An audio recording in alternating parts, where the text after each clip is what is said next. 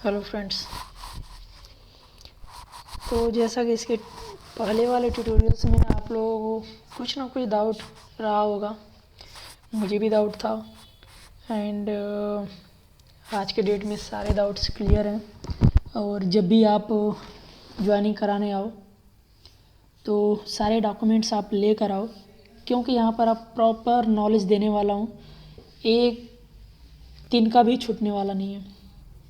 पहली बात।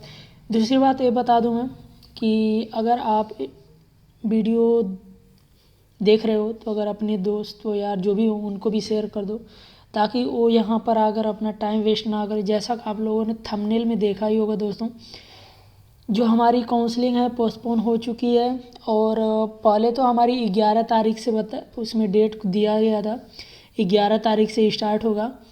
Okay, but यहाँ पर उसको कैंसिल करके अब 17-18 को कर दिया गया है। ओके, जैसा कि मैंने आपको दिखाया भी था और बताया भी था कि जो हमारी काउंसलिंग थी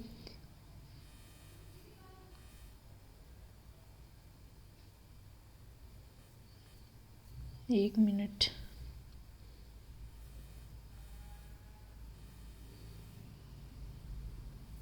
ये रही जो हमारी काउंसलिंग थी 11 से 18 के बीच में होगी, जैसा कि बताया गया था हम लोगों को।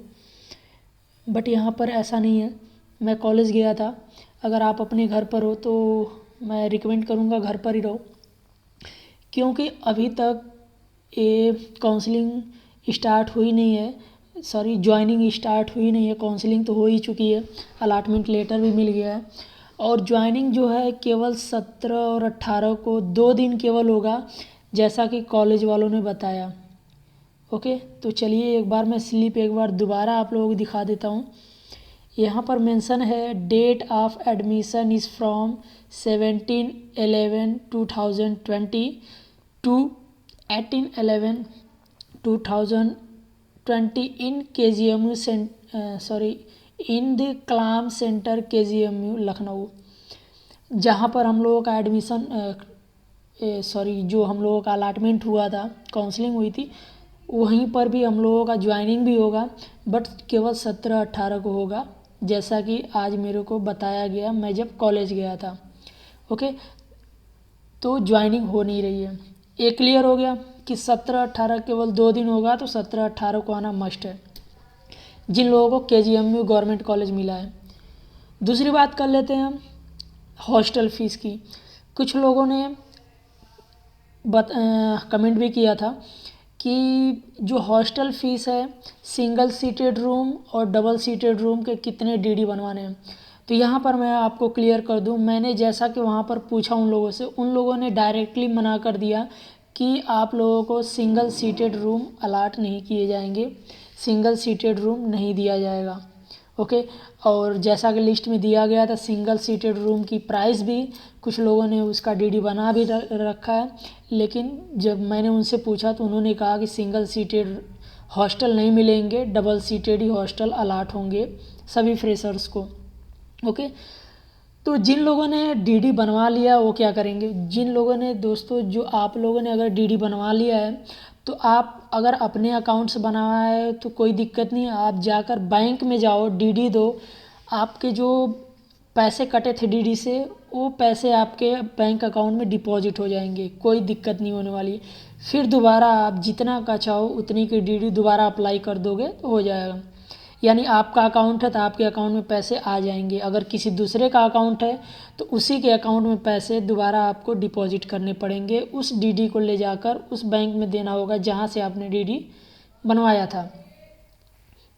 ओके, अगर आपने किसी एजेंट से बनवाया है तब तो दिक्कत है, उस एजेंट के ज़रिए आप, क्योंकि उसने कमीशन तो पहले ही ले रखा है, अब दोबारा आप जाओगे फिर पैसे रिटर्न होंगे, तो आई थिंक आपने खुद बनवाया होगा तो बेटर रहेगा। ओके, तो ये रहा हमारा हॉस्टल के लिए। और हॉस्टल के लिए एक और बात यहाँ पर हम डिस्कस कर लेते हैं। जनरल कैटेगरी वालों के लिए 48,100 की आपकी DD बनवाओगे आप। अगर आपको हॉस्टल नहीं चाहिए 43,200। OBC SC ST की बात करें तो 42,100 विथ हॉस्टल। अगर हॉस्टल आपको चाहिए तो जो कि हॉस्टल होगा डुअल शेयरिंग में, डुअल सीटेड होगा, 2 लोग एक हॉस्टल में रहेंगे। ओके, एंड आपको हॉस्टल नहीं चाहिए तो आपको 37,200 की आपको डीडी बनवानी पड़ेगी। ठीक है, और डिमांड ड्राफ्ट मस्ट है, इन्होंने रिक्वायर किया है क्योंकि मैंने बहुत सारी क्वेश्चंस किए, मैंने कहा सर एडमिशन वगैरह, कहें कि नहीं अगर आप डीडी नहीं लाते हो तो आपका एडमिशन नहीं होगा। कभी कभी ऐसा हो जाता था, अगर बहुत ज़्यादा लोग फंस जाते हैं तो ले लेते हैं, यहाँ तक कि मेरे पास चेक था और यहाँ इन लोगों ने कहा कि चेक भी अलाट नहीं होगा।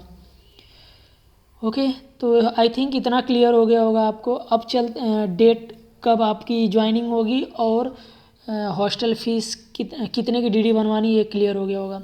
अब हम बात कर लेते हैं डॉक्यूमेंट्स की।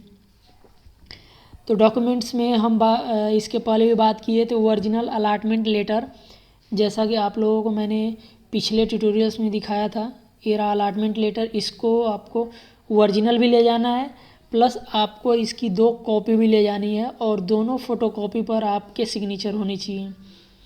एंड सेकेंड, आपके original high school marksheet and certificate,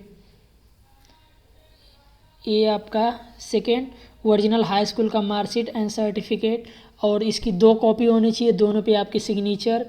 नीचे आ जाते हैं इंटरमीडिएट का, सेम है मार्कशीट एंड सर्टिफिकेट, इसकी 2 कॉपी, उस पर भी सिग्नेचर। बीएससी की रिक्वायरमेंट है नहीं, इसको आप नहीं दोगे जी। माइग्रेशन सर्टिफिकेट मतलब टीसी, ट्रांसफ़र सर्टिफिकेट आपको ले लेने अपने कॉलेज से। ओके, जो ट्रांसफ़र सर्टिफिकेट होता है आप कॉलेज से, कॉलेज का जो मोहर होता है, मोहर लगा होना चाहिए और प्रबंधक या प्रिंसिपल के सिग्नेचर होने चाहिए, इतना चाहिए। कैरेक्टर सर्टिफिकेट की हम बात कर लेते हैं। कैरेक्टर सर्टिफिकेट में आपको कॉलेज से भी कैरेक्टर सर्टिफिकेट दिया गया होगा। यहाँ पर जो सारे यहाँ डॉक्यूमेंट्स, अगर कुछ ऐसे डॉक्यूमेंट्स हैं जो कि बाहरी दुनिया बनी, जैसे कि आप आउटसाइड से वेरीफाई कराते हो, तो इन्होंने कहा है कि कहीं से भी आप वेरीफाई कराते हो तो उसमें जो सिग्नेचर होने चाहिए, उसमें गवर्नमेंट जो ऑफिसर होता है, गवर्नमेंट ऑफिसर के सिग्नेचर होनी चाहिए। सपोज दैट कैरेक्टर सर्टिफिकेट आप अपने गांव के प्रधान से बनवाते हो, ठीक है, इन सारी चीज़ों से बनवाते हैं तो ये मान्य नहीं होंगी। आपको कैरेक्टर सर्टिफिकेट जो होगा, या तो आप मेडिकल कॉलेज से बनवा सकते हो, ठीक है, कॉलेज इट मीन्स सरकारी डॉक्टर से, ठीक है, सरकारी डॉक्टर से आप बनवा सकते हो तो वो भी अलाट हो जाएगा कैरेक्टर सर्टिफिकेट। या फिर हम बात करते हैं आपको कॉलेज से, अगर आपने काफ़ी टाइम पहले अपना 12th पास आउट करा है तो आपको एक सर्टिफिकेट कॉलेज से दिया गया होगा, जैसा कि ए कॉलेज का मेरा सर्टिफिकेट है, चरित्र प्रमाण पत्र, इस तरह का सर्टिफिकेट आपको दिया गया होगा तो ये भी चल जाएगा, उन लोगों ने कहा है। ओके, तो ये हमारा हो गया character certificate and caste certificate, ठीक है, कास्ट सर्टिफिकेट आपने बनवा लिया होगा।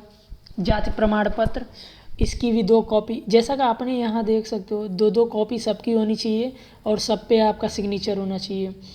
और कास्ट सर्टिफिकेट की भी 2 कॉपी जिस पे आपके सिग्नेचर होने चाहिए। सब कैटेगरी, अलाटमेंट के टाइम अगर सब कैटेगरी आपकी रही होगी, आपने दिया है सब कैटेगरी, तो यहाँ पर सब कैटेगरी लगेगा। अगर आपने नहीं दिया है तो सब कैटेगरी आप छोड़ सकते हो। 3 आपके पासपोर्ट साइज़ फ़ोटो लगेंगे जो कि आपको ले जाने हैं, और फ़ोटो के पीछे आप सिग्नेचर कर लोगे। अगर रिक्वायरमेंट होती है तो ठीक है, अगर नहीं होती तो कोई दिक्कत नहीं है। Self address two envelopes with, ये सारी चीज़ें अगर आप बनवा ले तो अच्छी बात है, लेकिन ज्वाइनिंग के टाइम आई थिंक इसकी रिक्वायरमेंट नहीं होगी, जैसा कि इसके पिछले ट्यूटोरियल्स में मैंने जो दिया था उसमें डायरेक्ट कॉलेज वालों ने इसको क्रॉस करा था। तो आ जाते हैं हम डोमिसाइल सर्टिफिकेट, जो कि हम पिछले ट्यूटोरियल्स में बताए थे, उसमें हमारे कैमरे का जो लोगो था इस पर आ गया था, जिसको हमने काफ़ी अच्छे से एक्सप्लेन नहीं किया था। डोमिसाइल सर्टिफिकेट मतलब आपका निवास प्रमाण पत्र होता है। जब आप कास्ट सर्टिफिकेट यानी जब जाति प्रमाण पत्र आप बनवाए होगे तो उस समय जात, आय, जात, निवास 3 प्रमाण पत्र आप बनवाते हो, तो उसी समय आपने domicile certificate I think clear करवाया होगा, बनवा लिया होगा। तो डोमिसाइल सर्टिफिकेट आपके मस्ट हैं, और आप इसको बनवा लोगे, जाति प्रमाण निवास प्रमाण पत्र। ओके, अब 12वां जो हमारा डॉक्यूमेंट्स है वो thumb impression of both hand. आपके जो अंगूठा है, अंगूठे का निशान लगेगा, दोनों हाथों के अंगूठे का निशान। आप क्या करोगे, कोई स्टैम्प पैड ले लोगे, ठीक है, जो पैड आता है उस पर आप अंगूठे का निशान, एक जो प्लेन पेपर होता है प्रिंटिंग का, उस पर आप दोनों थंब का निशान आप लगा लोगे। एंड लास्टली हमारा बच जाता है एफिडेविट एज रिक्वायर्ड। तो एफिडेविट के बारे में मैंने बताया था आप लोगों को, क्यों एफिडेविट बनवाया जाता है और किस तरह से इसका जो फॉर्मेट क्या होता है। फॉर्मेट अगर वकील पूछता है फॉर्मेट इसका क्या चाहिए, तो फॉर्मेट आप यही बताओगे सर, आप इस पे ये सारी चीज़ें मेंशन करनी है कि अगर हमारा जो डॉक्यूमेंट्स, ठीक है, जो हमने डॉक्यूमेंट्स दिया हुआ है वो भली भांति सही है, अगर हमारे डॉक्यूमेंट्स में कोई भी कमियां पाई जाती हैं तो हमारा एडमिशन निरस्त कर दिया जाए।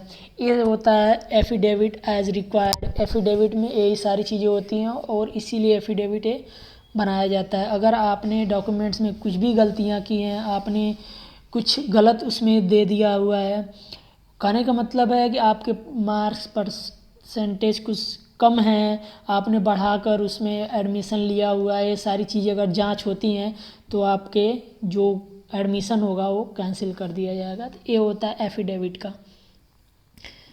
तो ये रही हमारी आज की ट्यूटोरियल्स एंड आई थिंक सब कुछ इसमें क्लियर हो गया होगा। और कैरेक्टर सर्टिफिकेट का मैंने बता ही दिया है, कॉलेज से मिल जाता है तो अच्छी बात है, कॉलेज से ले जा सकते हो।